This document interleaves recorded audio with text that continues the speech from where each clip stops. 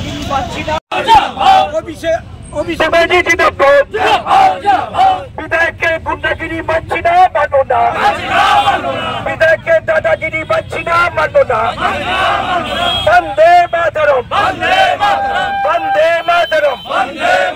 মমতা ব্যানার্জি জিন্দাবাদ, অভিষেক ব্যানার্জি জিন্দাবাদ। বিধায়কের খানাকুল বিধায়কের গুন্ডাগিরি মানছি না, মানব না। খানাকুল বিধায়কের গুন্ডাগিরি মানছি না, মানব না। খানাকুল বিধায়কের গুন্ডাগিরি মানছি না, মানব না। বন্দে মাতরম, তৃণমূল কংগ্রেস জিন্দাবাদ।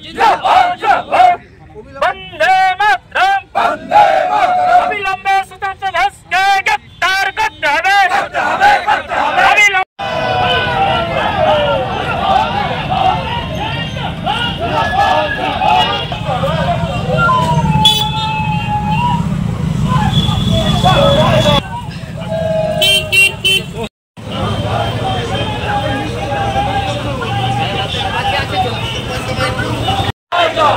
গোটা ভারতবর্ষ জুড়ে বিজেপি নেতৃত্বে অত্যাচার হচ্ছে কেন? বিজেপি জবাব দাও। অবিলম্বে বিধায়ক সুশান্ত ঘোষকে গ্রেফতার করতে হবে। ভৌমিকের উপরে গায়ে হাত দেওয়া হলো কেন? বিধায়ক সুশান্ত ঘোষ জবাব দাও। বিধায়কের কর্মকাণ্ডের বিরুদ্ধে আমাদের শান্তিপূর্ণ অবস্থান বিক্ষোভ চলছে, চলবে। বন্দে মাতরম। মানুষের সঙ্গে বিচ্ছিন্ন হয়ে, মানুষ এবং সমাজ এবং এলাকা থেকে বিচ্ছিন্ন হয়ে আজকে মাথা গরম করে সাংবাদিক বৈঠক এক্ষুনি হবে। আমাদের অবস্থান বিক্ষোভ কেন্দ্রিক যে সাংবাদিক বৈঠক আর কিছুক্ষণের মধ্যে শুরু হবে। আইনসভার লোক হয়ে আইন বিরোধী কাজ করা হচ্ছে কেন? সুশান্ত ঘোষ জবাব দাও। আইনের রক্ষক হয়ে আইন নিরীহ ব্যবসাদারদের গায়ে হাত দেওয়া হচ্ছে কেন? খুনি বিধায়ক সুশান্ত ঘোষ জবাব দাও। সুশান্ত ঘোষের গুন্ডামি মানছি না, মানব না। অবিলম্বে সুশান্ত ঘোষকে গ্রেফতার করতে হবে। অবিলম্বে সুশান্ত ঘোষকে গ্রেফতার করতে হবে। মারা হলো কেন? বিজেপি জবাব দাও। তৃণমূল কংগ্রেস জিন্দাবাদ, তৃণমূল কংগ্রেস জিন্দাবাদ। মমতা ব্যানার্জি জিন্দাবাদ, অভিষেক ব্যানার্জি জিন্দাবাদ। বিজেপি বিধায়কের গুন্ডামির বিরুদ্ধে আমাদের অবস্থান বিক্ষোভ চলছে, চলবে। বিজেপি বিধায়কের গুন্ডামির বিরুদ্ধে বিধায়কের গুন্ডাগিরি পাচ্ছি না, মানব না। প্রশাসনের উপর আমাদের আস্থা আছে, প্রশাসন নিচে ব্যবস্থা নেবে। তুমি জবাব দাও। বিধায়ক তুমি আইন হাতে করলে কেন? তুমি জবাব দাও। বিধায়ক তুমি আইন হাতে করলে কেন? জবাব দাও। বন্দে মাতরম, তৃণমূল কংগ্রেস জিন্দাবাদ। গুন্ডামি করেছে তারা, পঞ্চায়েত সমিতি আছে, পঞ্চায়েতে আছে, তাদের ব্যর্থতা ঢাকতে তারা ব্যবসাদারকে মারছে, সাধারণ মানুষকে মারছে, আইন কেন হাতে তুলে নিচ্ছে? এইটাই হচ্ছে আমাদের আজকে মূল আমাদের অবস্থান, যে বিক্ষোভ তার মূল হচ্ছে কথা। তাই আমাদের এখন আমাদের অবস্থান চলছে। কিছুক্ষণের মধ্যেই আমাদের নেতৃত্বরা থাকবে, কর্মীরা থাকবে, তাদের সামনে আমরা আজকে সাংবাদিক বৈঠক করব। তাই আমাদের স্লোগান চলছে, চলবে। প্রথমে আপনাদের যেসব সাংবাদিক বন্ধুরা আছেন প্রত্যেককে শ্রদ্ধা, প্রণাম, সালাম, নমস্কার জানাই।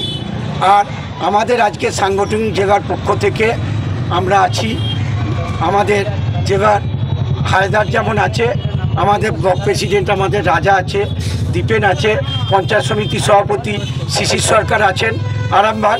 এটা আমাদের আরামবাগ সাংগঠনিক জেলার পক্ষ থেকে খানাকুল 1-2 ব্লকের আমাদের নেতৃত্বরা আছেন। আমরা সকলে মিলে এই যে বিধায়ক সুশান্ত ঘোষ যে আইন হাতে তুলে নিয়েছে, এইটাই হচ্ছে আমাদের মেন আমাদের দাবি। সেই জন্য আমরা এখানে বিক্ষোভ আমরা বসেছি। তাই সেই সুশান্ত ঘোষ যে দাদাগিরি করেছে, যে আইন হাতে তুলে নিয়েছে, তার বিরুদ্ধে আমরা এখানে রাস্তায় আমরা বিক্ষোভ দেখাচ্ছি।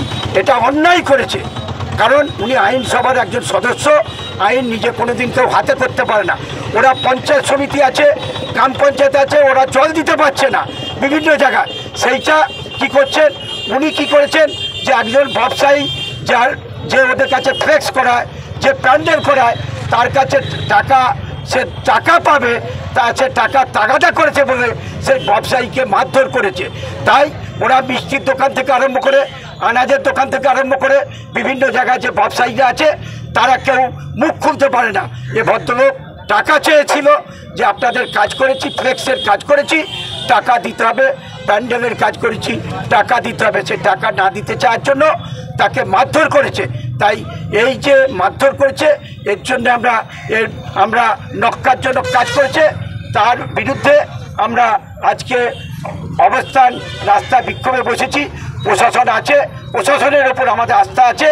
আজ আবার জুম্মাবার আমরা আপনারা জানেন যে নামাজ হয়েছে, ঈদের নামাজ, সেই আমরা আর কিছুক্ষণ করব আপনাদের সাংবাদিক বৈঠক করে আজ আজকের যে বিক্ষোভ সমাবেশ, যে আমাদের খানাকুলের যে বিধায়ক যে সুশান্ত ঘোষ, তার দাদাগিরির বিরুদ্ধে, আইন হাতে করে নেওয়ার বিরুদ্ধে আমরা আজকে অবস্থান বিক্ষোভ করছি। এটা কি গ্রেফতার হতে পারে? এটা প্রশাসনের উপর আমাদের আস্থা আছে। প্রশাসন নিশ্চয়ই অভিযোগ করেছে, নিশ্চয়ই প্রশাসন আবার এখন নির্বাচন কমিশন আছে, নির্বাচন কমিশনের কাছেও আমরা আমাদের এই যে দাবিটা নিয়ে আমরা তুলে ধরবো। আমরা প্রশাসনের কাছেও আমরা করবো, কারণ এখন নির্বাচন কমিশনের মাধ্যমে এখন চলছে, আপনারা জানেন। আর নির্বাচন কমিশন মানে দিল্লির যে বিজেপি সরকার আছে, তারা কিন্তু তাদেরকে নিয়ন্ত্রিত করছে। পানীয় জলের জন্য একটা অবরোধ করেছে এবং ছাঁটা হাতে মহিলারা ঈদের দিনেতে, এটা কি কোথাও মনে হচ্ছে যে সুশান্ত ঘোষের তার দোষ চাপা দেওয়ার জন্য মহিলাদেরকে এগিয়ে দেওয়া? ওদের পঞ্চায়েত সমিতি আছে, ওদের গ্রাম পঞ্চায়েত আছে, এ কাজটা হচ্ছে গ্রাম পঞ্চায়েত সমিতির মানুষ তাদেরকে ভোট দিয়েছে, তারা পানো ঝাঁটা কেন? ওদিকে 2021-এ যেভাবে মানুষ ওদিকে সেই বঙ্গ পার 200 পার, ওরা 77, তা থেকে 70, এখন বলছে আপকি পার 400, এখন হবে 150।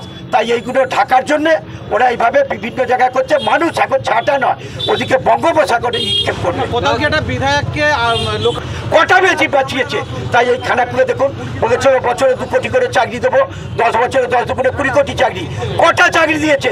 ওদের কোনো গ্যারান্টি নাই। তাই দিদির দেখুন, Kanyashree guarantee, Rupashree guarantee, Swasthyasathi guarantee, Khadyasathi guarantee, আবার শিক্ষা পড়াশোনার জন্য আপনারা জানেন যে শিক্ষা ঋণ গ্যারান্টি, এই যে এত গ্যারান্টি। তাই এখন ভারতবর্ষে রব উঠেছে।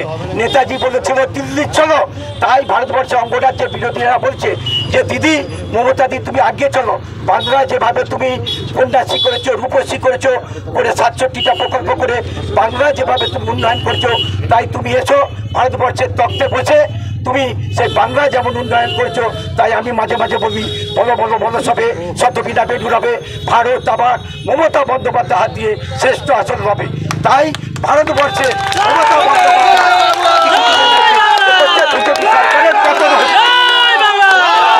আমাদের খানাকুলে যে জল নেই, তার জন্য প্রশাসনিকভাবে যেভাবে নিয়ম, আমাদের নেতৃত্বরা তারা সেইভাবে তারা এসডিওর কাছে, পিএইচির কাছে বিভিন্নভাবে তারা দরবার করছে। এটা করার কথা পঞ্চায়েত সমিতি, এমএলএ প্রধান, এটা আছে বিজেপি। ওরা চক্রান্ত করে এইভাবে ওরা একটাকে মুখটা ঘোরানোর চেষ্টা করছে। ওরা যতই ঘোরানোর চেষ্টা করুক, যেমন রাম মন্দির করেছিল সেটা যেমন জিরো হয়ে গেছে, ওরা যেমন ইলেকট্রিক বোর্ডে দেখেছেন যেমন জিরো হয়ে যাচ্ছে, তাই ওরা যত কৌশল করবে সেই কৌশল ওদের কিন্তু সেটা কিন্তু মিথ্যে হয়ে যাবে। বিধায়ক বলছে পঞ্চায়েত ভোটের সময় রঞ্জিত বাটিতে বিজেপির কার্যালয় পুড়িয়ে দেওয়া হয়েছিল, ঠাকুরানী চকে বিজেপির বুথ সভাপতি। আরে বাবা, ওরা হাত রসে কি করেছে, হ্যাঁ? আবার রাম মন্দির উদ্বোধনের সময় আমাদের যে রাষ্ট্রপতি আছে, সে হচ্ছে আদিবাসী বলে তাকে সেখানে উঠতে দেওয়া হয়নি। আমাদের সংসদ ভবন সেখানে উঠতে দেওয়া হয়নি, তিনি রাষ্ট্রপতি আছেন। ওদের কথা বলুন, যত না বলা যায় ততই ভালো। এখন বাংলায় না, গোটা ভারতবর্ষ বাংলার মাটি শক্ত ঘাঁটি, এটা মমতা বন্দ্যোপাধ্যায় মাটি।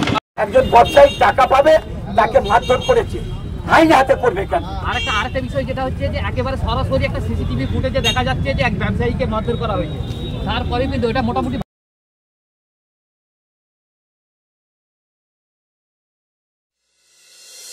দি হিলিং ডায়াগনস্টিক রোগী পরিষেবার এক বিশ্বস্ত প্রতিষ্ঠান, সম্পূর্ণ শীততাপ নিয়ন্ত্রিত কলকাতার আদলে। এখানে রয়েছে computerised pathology unit, polyclinic unit, ultrasound এবং echo unit, digital X-ray unit, neuro electrophysiology unit সহ মডার্ন ডিজিটালাইজড ডায়াগনস্টিক ইউনিট। এছাড়াও রয়েছে দি হিলিং মেডিসিন নামাঙ্কিত নিজস্ব ওষুধের দোকান। যে কোনো ওষুধের উপর মিলবে 20% পর্যন্ত ছাড়। রোগীর সুপরিষেবাই হলো আমাদের মূল উদ্দেশ্য। ঠিকানা ঘাগরপুর, খানাকুল, হুগলি। যোগাযোগ নম্বর 9564644000 অথবা যোগাযোগ করুন 9332009403 এই নম্বরে।